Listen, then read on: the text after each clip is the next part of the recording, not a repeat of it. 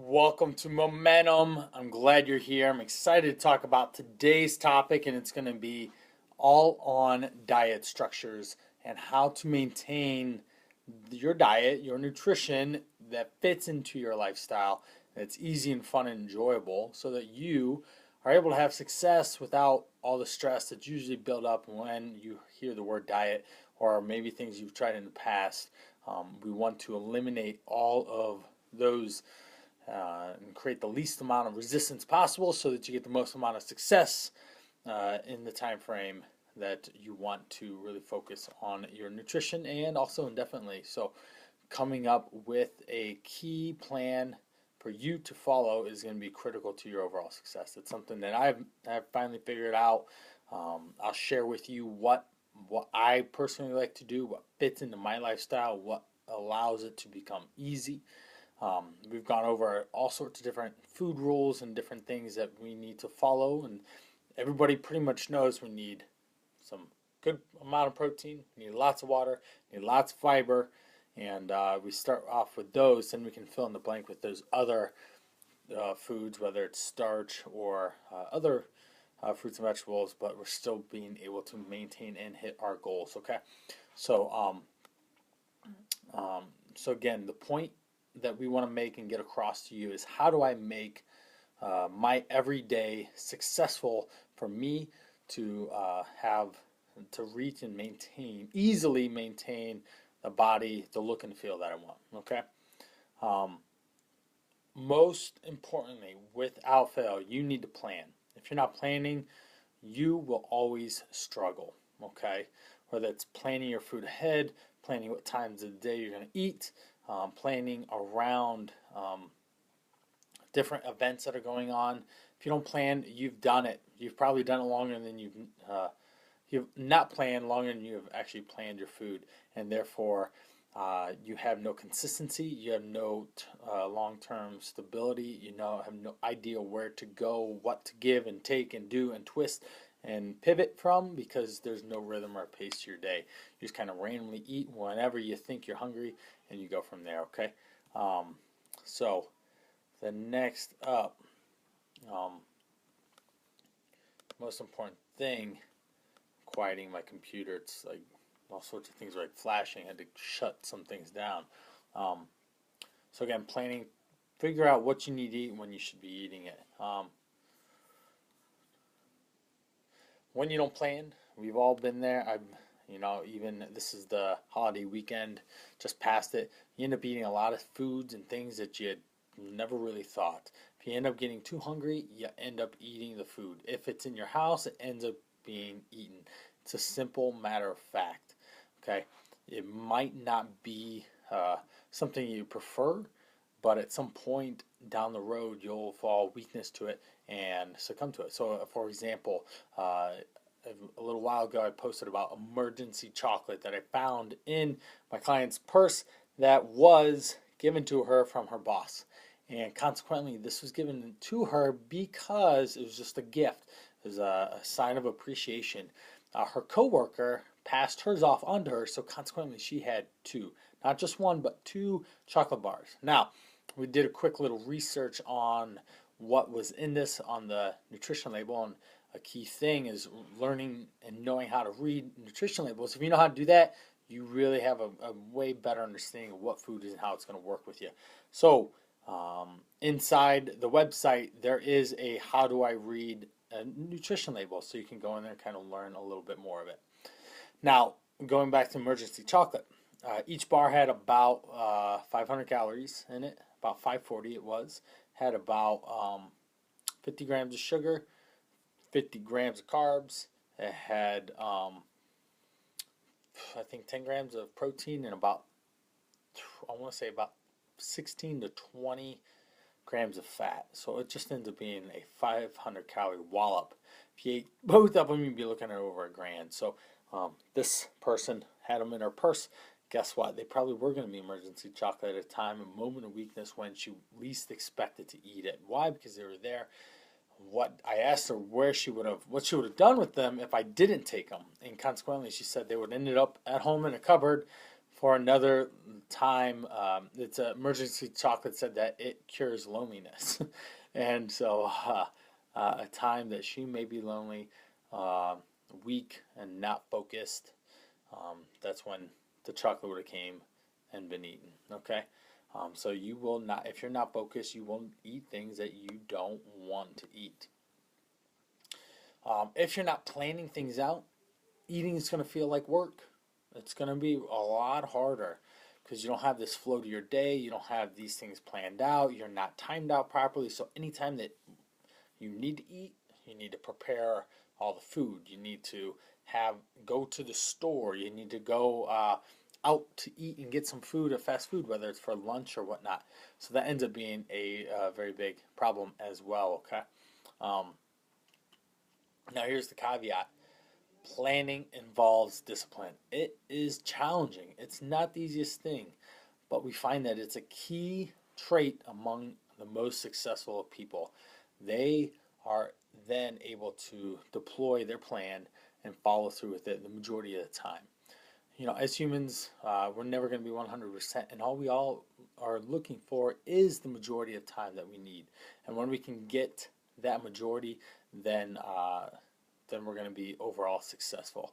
It's unfortunately most of you have spent a long amount of time not planning, not disciplined, and they're falling for foods that don't quite fit your desired outcome, your goals. They don't align with the body, the look and the feel that you want. Um, One thing as we go, if you've probably been on a fad diet before, I'm sure it's challenging. It's really hard to stick to and stay. There's one of my clients. He was a gentleman, very tall gentleman. Like he was like 6'8".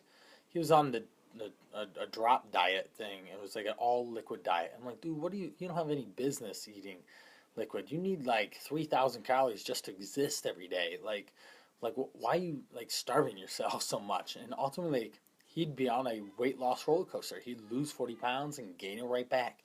It's a lot of people end up failing on diets, but ultimately, what I believe is that 95% of diets fail people.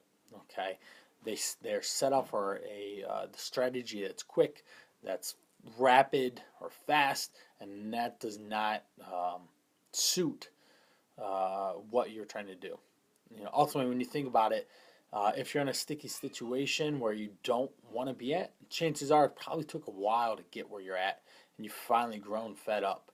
And, 20 pounds or more just doesn't come over a night. Even in a month, you'd have to do a fair amount of bad eating to put on 20 to 30 pounds in the course of even a couple months. So um, we need to make sure that what we are doing is going to be, we spend the time, effort, and energy on the flip side of gaining much weight and then working it off, okay? I've gone over some key strategies here that I'm going to lay out for you right now. Then we're going to get into some diet structures here next of different ideas of how to position your day.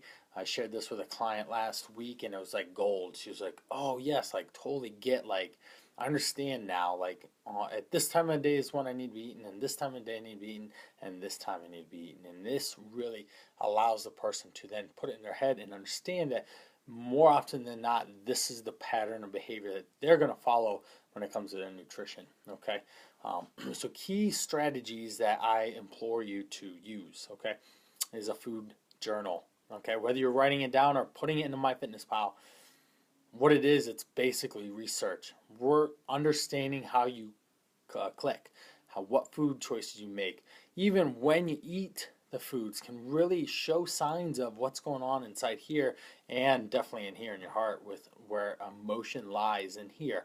Logic gets up here, but if we fall hungry or a victim to emotion, this is always going to win over logic, okay? We know this hands down as being humans, okay? And so when we are creating a food plan and writing it down as we go throughout the day and tracking this stuff, we can see behaviors and patterns of these behaviors throughout the day. And it ends up giving us insight to the things that we need to do and we need to shift, okay? So we can then force improvements throughout our time working on this food plan, okay? Like, for example, like 3 o'clock is usually a bad time for people. They end up dipping in their energy because they had set themselves up for failure earlier in the day. Whether they're not sustained with the food, they're under eaten, they've gone a long time frame without it, they're crashing off their coffee and caffeine and then that sets them up for a big failure. So we know that probably around like 2 o'clock, that might be a great time for you to get some food in, because it's going to give us the sustainability that's going to get you through that 3 o'clock hump. It's going to keep your blood sugar levels stabilized. It's going to allow you to maintain your energy throughout the day and not have it fade away and want sleepy time, right? That's usually what happens around 3 o'clock. So um, when we're doing this, tracking our food or writing it down, we can then start focusing on high risk time. So that's exactly what I just kind of talked about with the 3 p.m.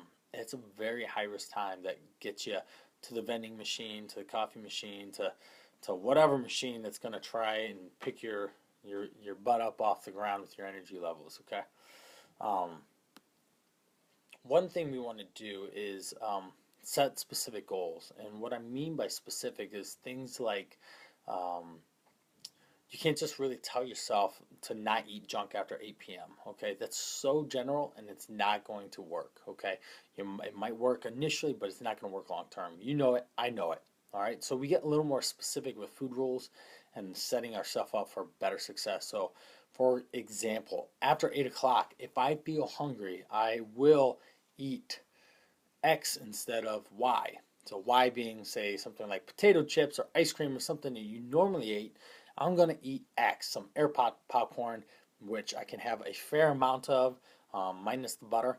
I'm going to have a lot of popcorn, and it actually has fiber in it. It's actually not that bad for you. It's the butter and whatnot that really kind of gets you tricky there. So um, that's a easy way to set up a food rule where you set up specific goals. Okay, after this time, I will do this instead of that. Okay, then there's no question that you'll actually follow through with it instead of having loose terms of like, I'm just not going to eat after 8. Like, it doesn't work unless you're going to bed at 9. Okay, and not too many people go to bed at 9. Another key strategy that we always want to kind of get into your head is use the weekends wisely. Okay, that's in general, the week is pretty structured and pretty busy for most people, and if you're working a job time frame, you're going to be busy most of the day. Then you have life happening after that, and just trying to squeeze in a workout is going to be very challenging. All right, so you want to spend a lot of your food planning in the throughout the day. You want to oh, there we go. All right. You want to spend most of your weekends when you can have a little more time available for you to plan around what you are supposed to be doing in the week. As far as goes prepping food, making sure that the food is ready. We just finished up with a Christmas feast here, so I have plenty of turkey available. I have plenty of vegetables available, and it makes putting food together so much easier than me trying to go prepare these foods individually. Okay, that just doesn't work. Okay. Um, and then in the weekend is a great time for you to simply decide what you're eating throughout the week. So that's when you go shopping. That's when you get the food prepped. You pull things out that need prepared later in the week, and you can have yourself organized so that throughout the week it's so much easier for you to do. Okay. Um, One thing I advise people usually when I start working with them is to come up with multiple meal options for each time frame. So most people get wrapped up in labels like breakfast, lunch, dinner. Anytime we eat, we want to think of it as an actual food, a meal. We're going to call it a meal, okay?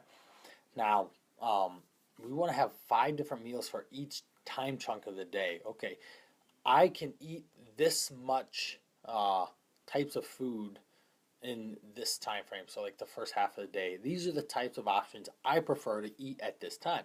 So then you have 5 different options, just simply easy go-to fixes. If you prepare it out, you have it at your house, then voila, it's really easy to put these things together, okay?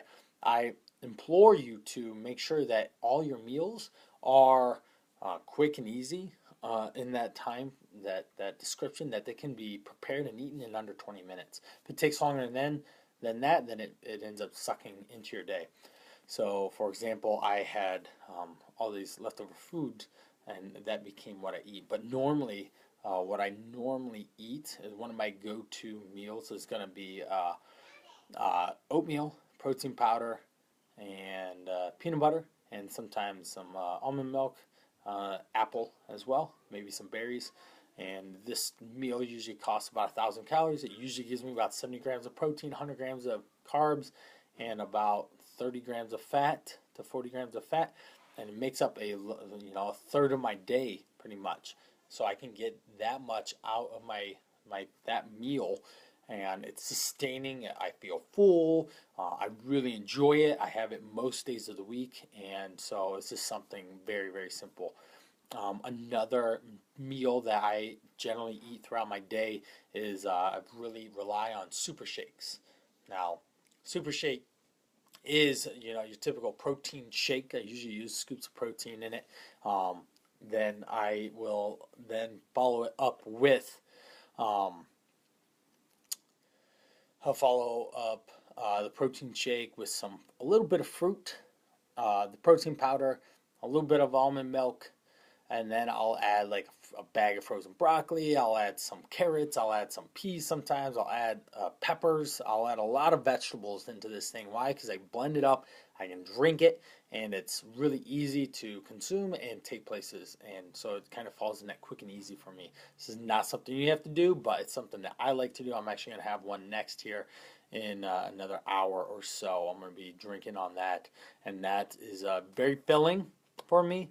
It's a whole Vitamix. It's huge. So it's a lot of liquid. It's a lot of fiber. I get lower calories out of it. So I can usually get away with like a 500 calorie shake that's going to be super filling, and that just becomes another one of my meals. Okay. Finally, I'll leave you with another one is chicken. I always have chicken prepared. Okay. I usually cook 40 pounds at a time.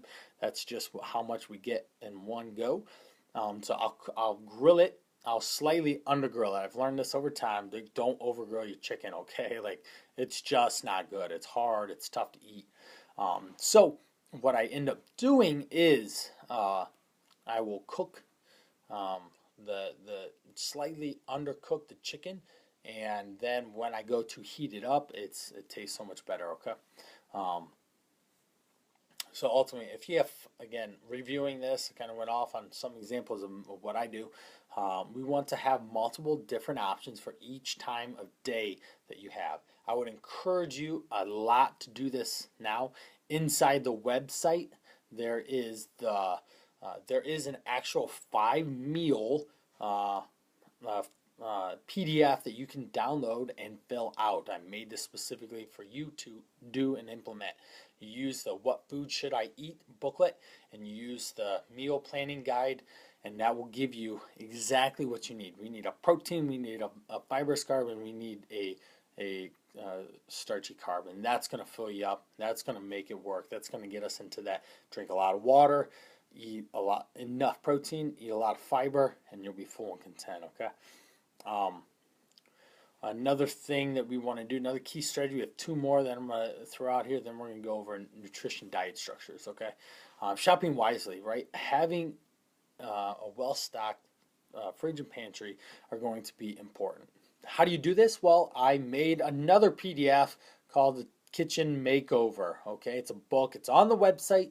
Again, you can go there and download it and start reading it and start pitching the things that are presumed healthy or marketed as healthy, and really get rid of those things and fill ourselves up with whole foods and things that are less boxed, less processed, and that are going to fill you up, going to meet your needs long term, okay? If you are well stocked, it's easy to keep the basics on demand and in supply, and that will allow you to get, again, where you want to go, okay? Last up, don't limit yourself, okay? You are going to be your greatest limiter to this whole deal. Okay, if you're not expanding, opening yourself up, trying new foods, trying different situations, and chances are what you've been doing in the past is not working for you. So you need to change it up. You need to open your mind.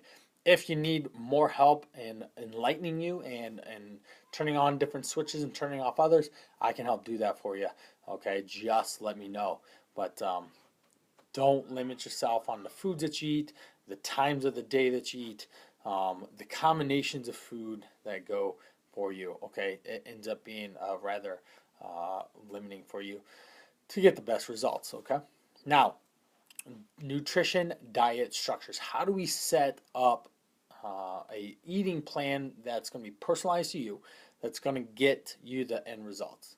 Now, in a prior video, I've explained that energy balance is rule number one. If you eat too much, you gain weight. If you eat enough, we're good. If you eat too little, you start to lose weight. Okay, that's the general principle. If you mess it up along the way, then that sucks. We have to spend some time course correcting and understanding what true metabolism is for you and how to rebuild that if you're kind of have a very low flame, a little fire, just a tiny one. We want to build that fire bright inside the body so that it is constantly turning over food and energy, and you have to feed yourself to do that. That's the proper way, and that's the proper way to think.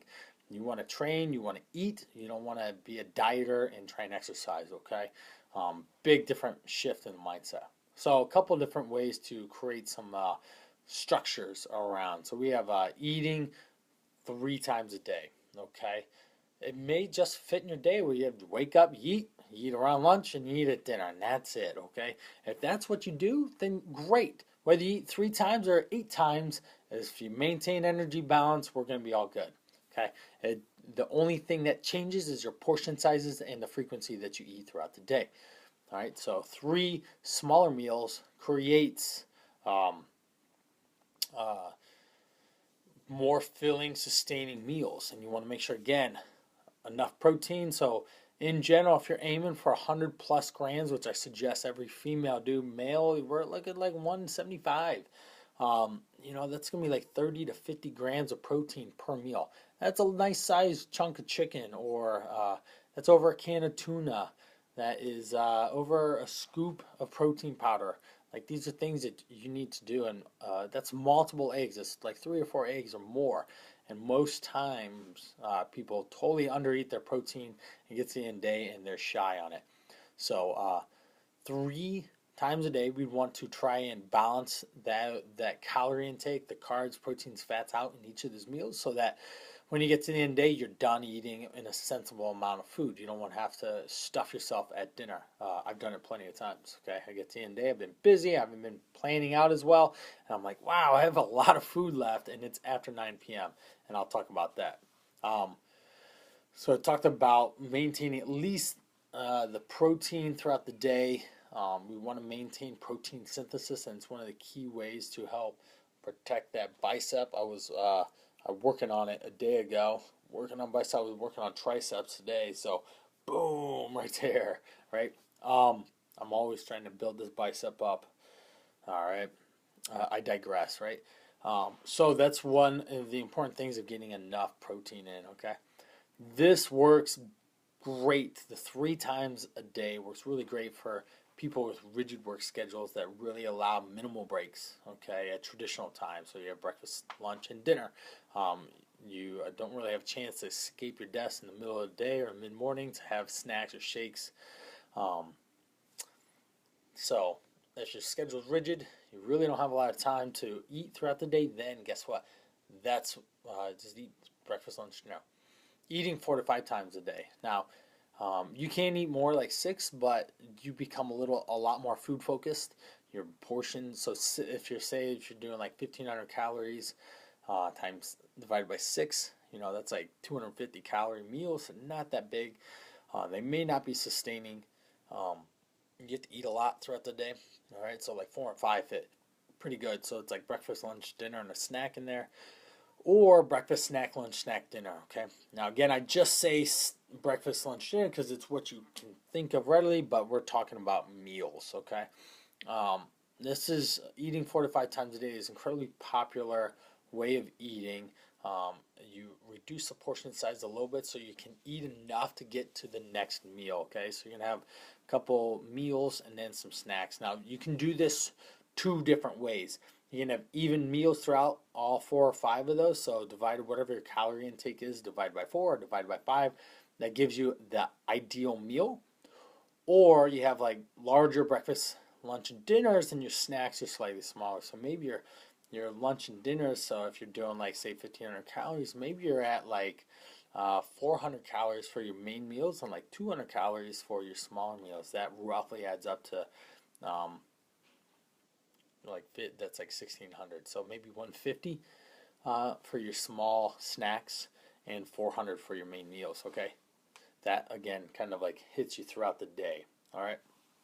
Um, this one of the things too is that we're eating enough to get to the next food time. Okay, so we're never like stuffing yourself. You're eating a little bit lighter. This works really well for those who like to snack. Um, this gets a little more of a freestyle way of eating throughout the day. It helps you account for your calories better without drastically changing your way of eating.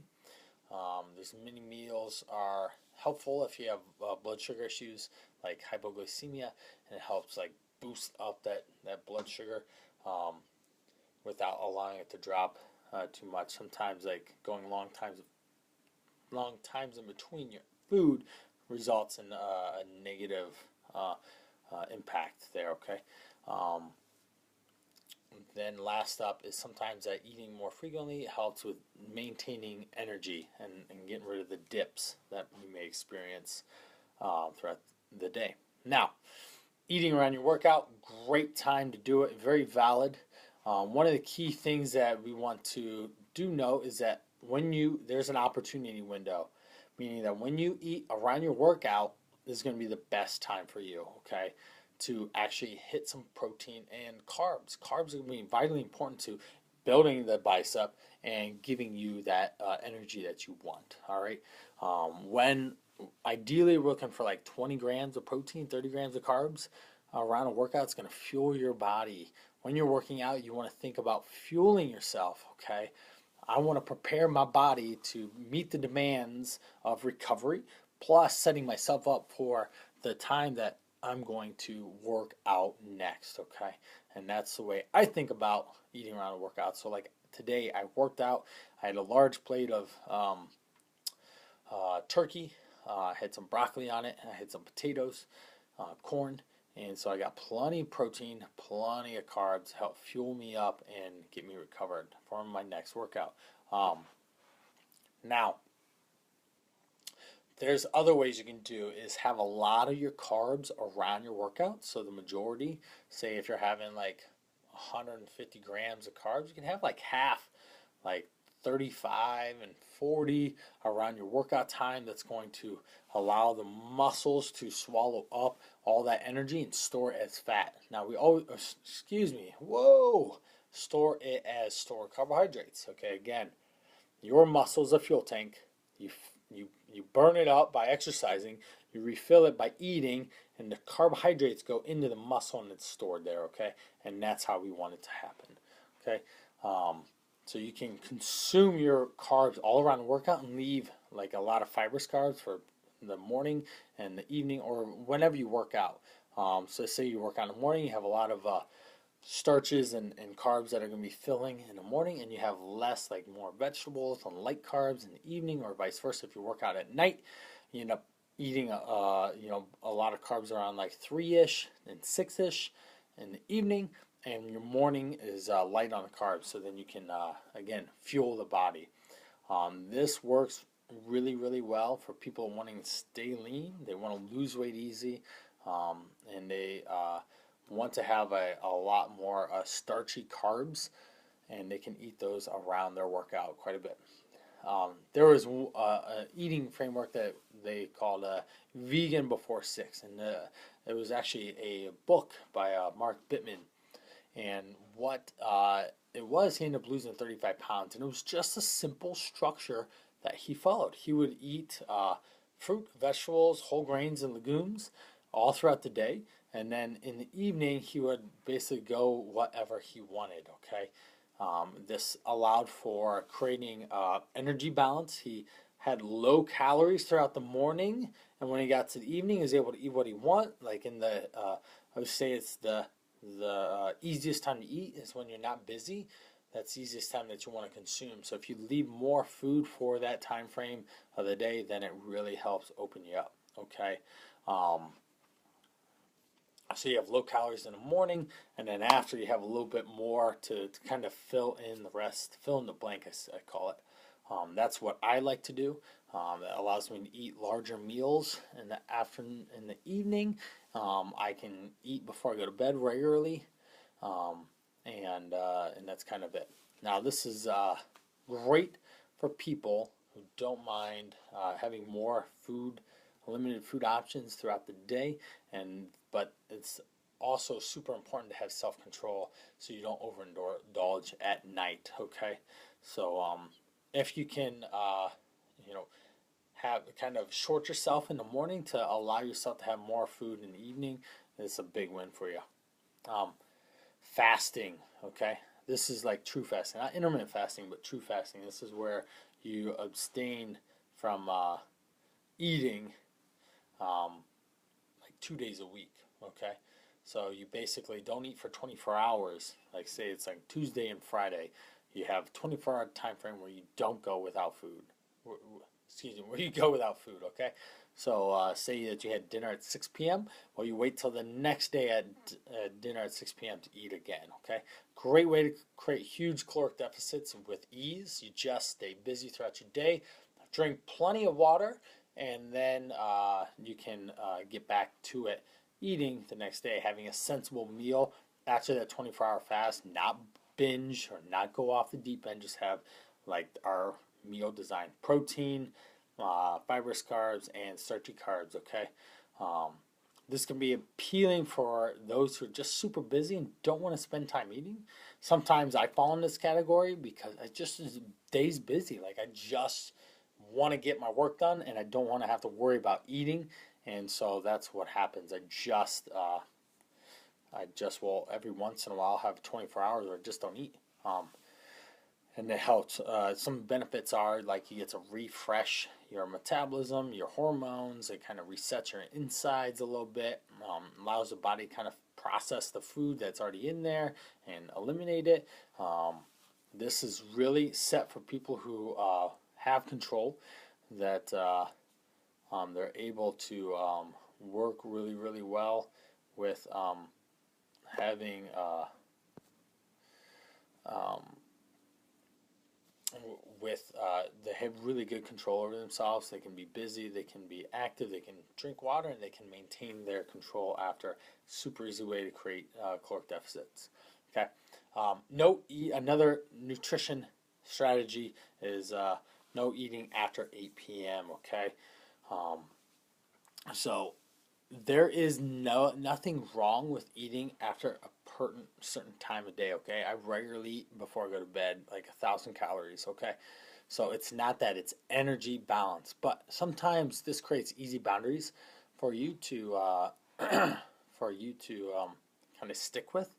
Um, so not eating after 8 can really be important for you to do. Um,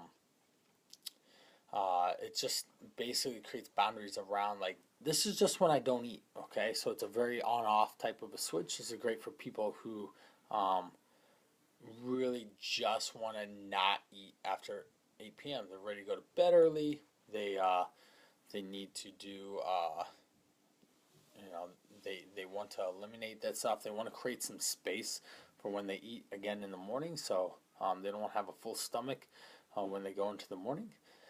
Sometimes they might want to ignite that metabolism and feel hungry in the morning as well. Creating that space allows the body to do that. Now, the other flip side, no eating after 8, but how about not eating before 11? Simple flip of the switch. This is what I do regularly. Okay, my structure to my day is I regularly try not to eat between 11 or 12. And from there, because work, like it's so driven by work, and I like to eat at night. After work is done around like 9, and that's the kids are in bed. I'm done working at the slowest time of my day. I can spend some time preparing some delicious food that fits my needs, and there ultimately allows me to reach my energy balance goals for the day. So all I did was I simply took my breakfast meal, my first meal of the day, and I put it at the end of the day. And this allows me to frame it. So I generally have a meal around 11 or 12. I have something around 3-ish. I have something around a light meal around 6. And then I'll eat again around 9 or 10. Okay, it fits really good in my day. I'm busy in the morning. I'm busy from 4 to 7 regularly, pretty much. So sometimes I'll just have something light. That's what's happening today. I had a large meal around 1 o'clock. It's almost 5 now, and I'm going to be having a shake and going on from there. Then I'll have something later tonight. So today, and I had some food earlier, so it'll be about 4 meals today. And that's generally what I do is 4 meals. They're larger in size. They range from like 800 calories to 1,000 generally, and they're pretty filling. Lots of protein, lots of carbs, and at one go. Okay. Next up, I found 2 more dieting structures that really led me to this talk, and I shared it with a client. I'm like, you know what? I need to share this with everybody. So one of the structures that I saw was a gentleman named Greg, and I follow him for the last couple of years, and he does a lot of intermittent fasting. And so what his protocol was, he would fast 5 to 8 hours after waking. Okay. That's the next person, so I'm going to wrapping this up pretty darn quick.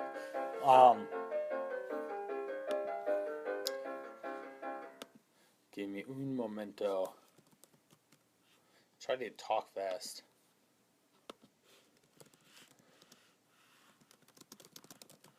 All right, there we go. Try to talk fast. I talk too long usually. So Greg's diet structure, and it really gave me a light bulb moment to how to share this with you and create some, hopefully, some light bulb moments for yourself.